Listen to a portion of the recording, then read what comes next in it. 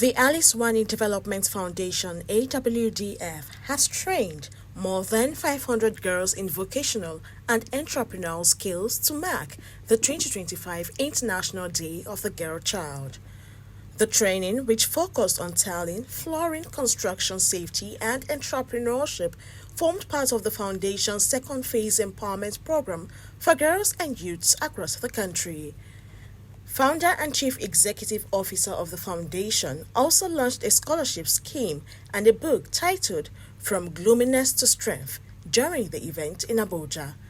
She said the foundation had already awarded scholarships to no fewer than 20 children, starting from their mother's hometown in Cross River and expanding to other parts of the country. At the Alice Wanny Development Foundation, we launched the POLA, which is Pan-African Women's Scholarship Academy, where we can give scholarship to children in vulnerable communities and underserved communities as well, even orphans and all that. So this scholarship has started in my mother's home community, where we have given 20 scholarships to girls and boys, and we are extending it to other LGAs across Cross River State and Nigeria, including the FCT.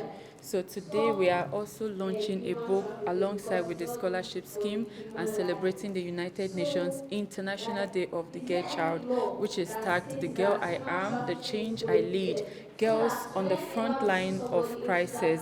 So in the face of this, even in the face of this crisis, girls' light can never be dimmed. Director General of the Nigerian Building and Road Research Institute, Professor Samson Duna, commended the foundation for its innovative approach to training girls in construction skills. What really attracted us is that part of what she intends to work on coincides and agree with her mandate, which is in the area of artisan training. She came up with the idea of training girls in the construction sector, which is very hard for you to see. When the idea came up, we started working with her for 2 years now. When she came up with the idea that she wants to bring up young girls to work in the construction sector, I was surprised at the beginning. Can a girl fit in? Because most of the times it is a profession that is dominated by men. And a lady coming up to say she wants to train a female, it's very curious. So we came up, we had a meeting. I said, anything you can do, I will encourage you. So we had a meeting last 2 years, and we came up with 3 different trades.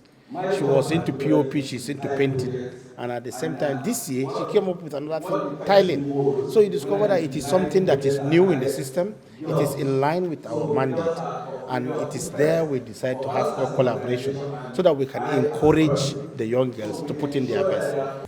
Also speaking, Mrs. Ina Binta Audu, Senior Special Assistant to the President on Humanitarian Affairs and Development Partners, Office of the Vice President, emphasized the need for inclusive education and improved school infrastructure. We have found out that the girl child usually falls back because of so many different challenges that keep pulling back on the girl child due to societal issues, family issues, and even learning issues. So we want to see a more equitable promotion of the girl child education. We want to see where the girls are helped to do better in school by putting things in place.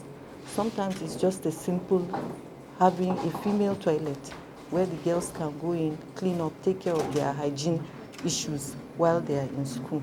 Some of them don't come to school because they are on their periods and other little things here and there. So we are advocating that this year as we go in, we should look at crisis not just as conflict and in conflict areas, but crisis as everyday challenges that we come across from our homes to our communities and even to our schools, and to find ways to surmount these challenges. Miracle Ochono, one of the participants, said education remained vital for national development.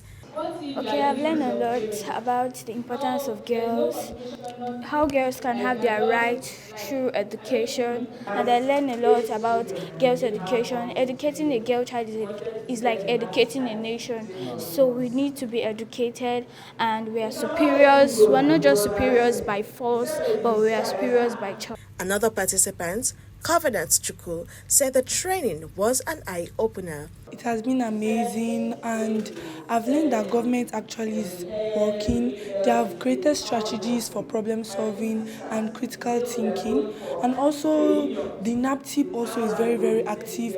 I've heard so many stories, real life stories of people that face different challenges and how no matter who the person is, they have tackled the problem and put that person to serve their punishment. Highlights of the event include a dance competition and poetry recitations based on the theme From Crisis to the Classroom, which drew standing ovations from guests and participants. Awards were also presented to individuals and organizations for their contributions to girls' empowerment and inclusion.